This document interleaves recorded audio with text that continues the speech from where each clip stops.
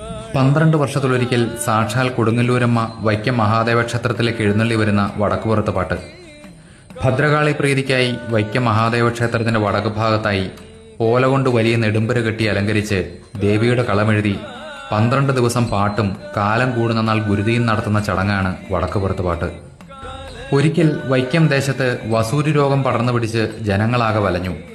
നാൾക്കുനാൾ രോഗവും അതുമൂലമുള്ള മരണങ്ങളുമൊക്കെ വർദ്ധിക്കുന്നത് കണ്ട് ദുഃഖിതനായ വടക്കുംകൂർ രാജാവ് ദൈവജ്ഞനെ വരുത്തി പ്രതിവിധി തേടുകയും പ്രശ്നവിധി പ്രകാരം ഭദ്രകാളി പ്രീതി മാത്രമാണ് ഇതിനൊരു പരിഹാരമെന്ന് മനസ്സിലായ രാജാവും പരിവാരങ്ങളും കൊടുങ്ങല്ലൂർ പോയി 41 ദിവസം ദേവിയെ ഭരിച്ച് തന്റെ ദേശത്തെയും ജനങ്ങളെയും പകർച്ചവ്യാധിയിൽ നിന്നും രക്ഷിക്കണമെന്ന് പ്രാർത്ഥിക്കുകയും ചെയ്തു.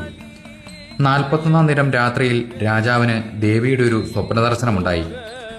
എന്നെ ഉദ്ദേശിച്ച് ഒരു വ്യാഴവട്ടം കൂടുമ്പോൾ വൈക്കത്തു വെച്ച് 12 ദിവസത്തെ കളമെഴുതിപ്പാട്ടും അവസാന ദിവസം വലിയ ഗുരുതിയും നടത്തിയാൽ ആപത്ത് നീങ്ങും.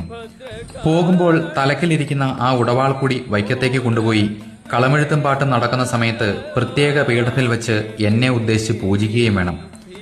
പെട്ടെന്ന് ഉറക്കത്തിൽ നിന്ന് ഞെട്ടി ഉണർന്ന രാജാവ് തന്റെ തലക്കിലൊരു വാളിരിക്കുന്നത് കണ്ട് അത്ഭുതപ്പെടുകയും താൻ കണ്ട സ്വപ്നം സത്യമാണെന്ന് മനസ്സിലാക്കുകയും ചെയ്തു. പിറ്റേ ദിവസം രാവിലെ ഭജനം മുഴുമിപ്പിക്കുന്നതിനായി രാജാവ് ക്ഷേത്രത്തിലെത്തിയപ്പോൾ വെളിച്ചപ്പാട് കലിതുള്ളി വരികയും ഇന്നലെ സ്വപ്നത്തിൽ വന്നത് ഞാൻ തന്നെയാണെന്നും